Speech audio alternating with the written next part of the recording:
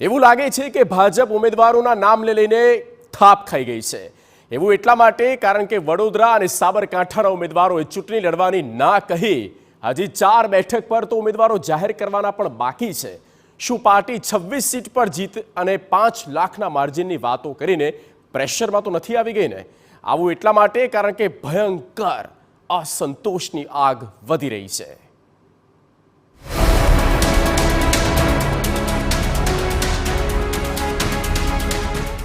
સામાન્ય રીતે ભાજપ પોતાને શિસ્તબદ્ધ અને કેડર બેઝડ પાર્ટી કહેવડાવવાનું પસંદ કરે છે, પરંતુ આજના દિવસમાં 2 એવી ઘટનાઓ ઘટી કે જેનાથી પાર્ટીમાં અનેક રીતે ખળભળાટ મચી ગયો છે।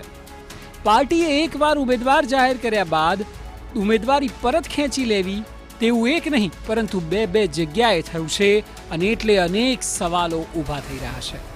સવાલ એ છે કે આખરે પાર્ટીમાં શું થઈ રહ્યું છે? આજે વડોદરા અને સાબરકાંઠાના ઉમેદવારોએ ચૂંટણી લડવાની ના કહી દીધી અને દિવસભર અનેક તર્ક વિતર્ક સર્જાયા। વડોદરામાં રંજન ભટ્ટનો ઇનકાર, સાબરકાંઠામાં ભીખાજીની પીછેહટ, કમળમાં સબ સલામત, ઉમેદવારોમાં ઉદાસી કેમ? છેલ્લા થોડા સમયથી અનેક વિવાદમાં ઘેરાયેલા વડોદરાના સાંસદ અને 2024ની લોકસભાના ઉમેદવાર એવા રંજન ભટ્ટે સોશિયલ મીડિયામાં ચૂંટણી લડવાની મનાઈ ફરમાવી। છેલ્લા થોડા દિવસોથી જે પ્રકારે વિવાદ ચાલી રહ્યો હતો તેનાથી રંજન ભટ્ટને લાગતું હતું કે તેમની બદનામી થઈ રહી છે।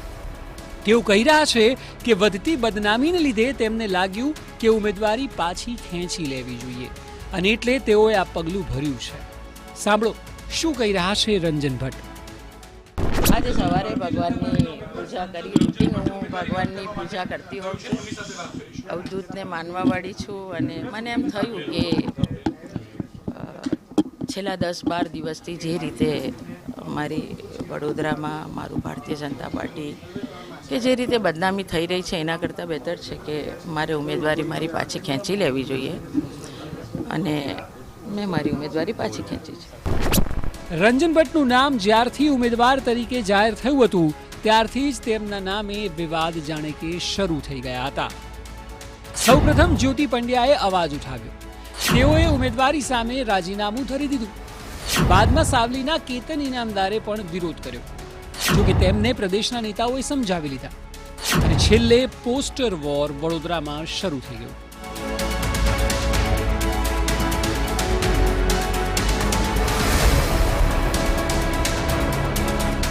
આ તમામ બાબતો એવી છે કે જેના લીધે સાંસદ રંજન ભટ્ટ ખૂબ જ નિરાશ થયા। તેઓનું માનવું છે કે રોજે રોજ આવું કંઈક ને કંઈક થયા જ કરતું હતું અને તેનાથી તેઓ ઘણા અપસેટ હતા। આ જ કારણો છે કે તેઓએ પોતાની ઉમેદવારી છોડી દેવાનું નક્કી કરી લીધું। વાકુની જે કંઈ ચાલી રહ્યું હતું એ આપ મીડિયાને પણ ખબર છે, મારા વડોદરા લોકોને પણ ખબર છે કે સદંતર જૂઠું ચલાવવામાં આવી રહ્યું છે, બધાને ખબર છે। તો એમાં મને એમ થયું કે રૂટિન રોજે રોજ જ્યાં સુધી હું ચૂંટણી લડું ત્યાં સુધી આ જ આવ્યા કરે એના કરતાં બહેતર છે નથી લડવી।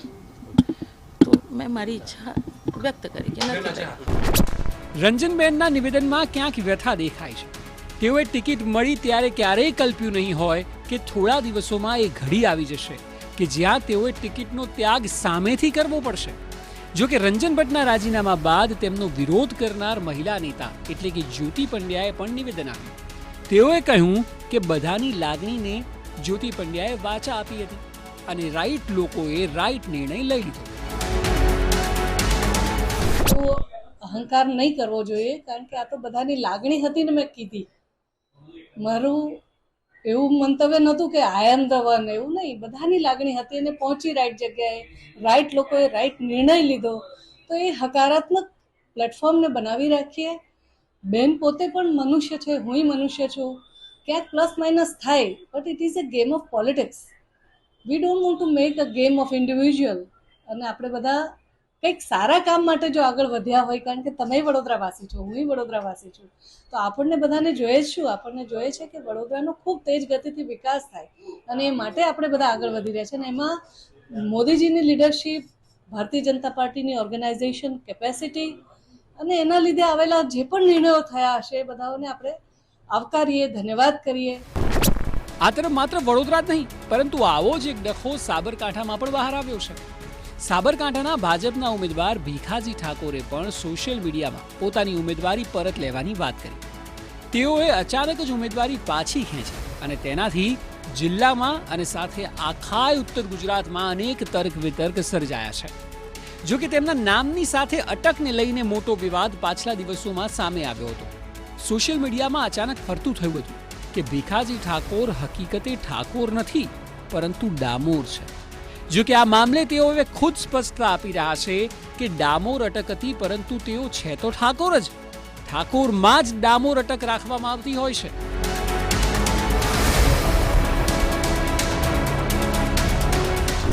ઠાકોર વિકાસ સંઘ જે અમારું ગુજરાતનું ચાલતું હતું એમાં સાબરકાંઠાના પ્રમુખ તરીકે મેં 12 વર્ષ સુધી સેવાઓ આપી છે અને અમને માન્ય મુખ્યમંત્રી અને તત્કાલીન એ વખતના અને આજના વડાપ્રધાન એમણે ગુજરાતની અંદર સેક્ટર 4ની અંદર ઠાકોર સમાજને જમીન આપી છે. એમાં પણ મારું પોતાનું યોગદાન છે. હું બિલકુલ ઠાકોર જ્ઞાતિનો છું અને મારું ડામોર લખાય છે એ બિલકુલ સત્ય ઘટના છે. પણ અમારા ડામોરનો આખો બ્લોક છે, 55,000 જેટલા મતદારો છે. હું 4 વખત જિલ્લા પંચાયત સભ્ય તરીકે રહી ગયો છું. હું 4 જિલ્લા પંચાયત સહકારી સંસ્થાઓમાં પણ છું. એટલે હું ઠાકોર જ છું. અને જ્યારે રાજકીય બાબત આવી ત્યારે 2018ની અંદર મેં ડામોરમાંથી ઠાકોર પણ કરાવ્યું છે. એ એસટીને ઠાકોર થતું નથી. ઠાકોર ડામોર હોય અને ઠાકડા હોય એનું ઠાકોર થાય છે. એટલે બિલકુલ ઠાકોર છું. એ બિલકુલ તથ્ય વિહોણા જે મેસેજ વાયરલ થયા હતા. તેઓ ભલે પોતે કહેતા હોય કે વિવાદ ખોટો છે, પરંતુ સૂત્રો મુજબ આ વિવાદને કારણે જ આજે તેઓએ ઉમેદવારી પરત કરવાનો વારો આવ્યો છે. કારણ કે અહીં કોંગ્રેસે દિગ્ગજ નેતા અને જીતી શકે તેવા પ્રબળ ઉમેદવાર તુષાર ચૌધરીને મેદાને ઉતાર્યા છે.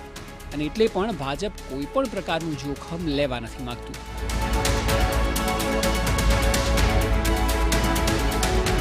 આ તરફ કોંગ્રેસે ભાજપ પર બરાબરના શાબ્દિક પ્રહાર કર્યા હતા. કોંગ્રેસનું કહેવું છે કે માત્ર વડોદરા કે સાબરકાંઠા જ નહીં, પરંતુ અનેક બેઠકો પર ભાજપમાં ઉકળતા ચરુ જેવી સ્થિતિ સર્જાઈ ચૂકી છે. કાર્યકર્તાઓથી લઈને અનેક નેતાઓ પાર્ટીના નિર્ણયથી હેરાન થયા છે. પણ આ માત્ર વડોદરા પૂરતી નથી. સુરેન્દ્રનગરમાં અસંતોષ આસમાને છે, વલસાડની અંદર અસંતોષ આસમાને છે, અને આ જ રીતે આણંદની અંદર પણ અસંતોષ આસમાને છે, સાબરકાંઠામાં પણ અસંતોષ આસમાને છે. ત્યારે ભાજપાના ભ્રષ્ટાચારના ખેલમાં હું આ કેમ ખાઈ ગયો ને હું કેમ રહી ગયોની લડાઈ છે. આ હુંસાતુસીએ એક પછી એક આ પ્રકારના ખેલ સામે આવે છે. ભાજપાના પાયાના કાર્યકર અને નિષ્ઠાવાન કાર્યકરો સતત અપમાન અને અવગણનાની લાગણી અનુભવી રહ્યા છે. એ એમના જ કાર્યકર્તાને આગેવાનો જાહેરમાં કહે છે, કારણ કે પક્ષ પલટું કરીને સત્તાની લાઈમાં ભાજપા એમને સાહેબ બનાવીને ઉછીના પાછીના કરી રહ્યું છે. અને બીજી બાજુ નિષ્ઠાવાન કાર્યકરોની સતત અવગણનાને અપમાન થઈ રહ્યું છે. ભાજપમાં જે સ્થિતિ ઊભી થઈ છે તે પાર્ટી માટે અકલ્પનીય અસમંજસથી ભરેલી છે. દિલ્હીમાં મંથન કરીને જે ઉમેદવારો જાહેર કરાયા તેમાં હવે ભાજપે પાછી પાની કરવાનો વારો આવી ગયો છે. કેડર બેઝ પાર્ટી પોતાને ગણાવે છે ભાજપ, અને કેટલાક નેતાઓ હવે લોકસભાની ટિકિટો પાછી આપીને ઇલેક્શન લડવાનો ઇનકાર કરી રહ્યા છે. ત્યારે મોઢા પર વિકાસની વાત અને ટિકિટો આપતી વખતે જાતિવાદી ગણિત માનતી ભાજપ આ વખતે થાપ ખાઈ રહી છે. 26માંથી 26 બેઠકો સાથે જીતની હેટ્રિક કરવી છે અને પાછું 5-5 લાખની લીડથી આ બેઠકો જીતવી છે. અને તેનાથી પાર્ટી પ્રેશરમાં છે અને ભૂલો થઈ રહી છે. હજી તો 4 બેઠકો પર ઉમેદવાર જાહેર પણ નથી કરી શકાયા. ત્યાં હવે 2 બેઠકો પર નવા મૂર્તિયાની શોધ કરવાનો વારો આવ્યો છે. ભાજપ હાઈકમાન્ડે પોતે ક્યારેય નહીં વિચાર્યું હોય કે પોતાનો ગઢ જેને માને છે તેવા ગુજરાત રાજ્યમાં આ રીતે આંતરિક અસંતોષનો ચરુ નીકળશે. ત્યારે જોવું રહ્યું કે આગામી દિવસોમાં આ આગ ઠરે છે કે પછી અહીંથી વધુ વિકરાળ થાય છે. Bureau report, TV9.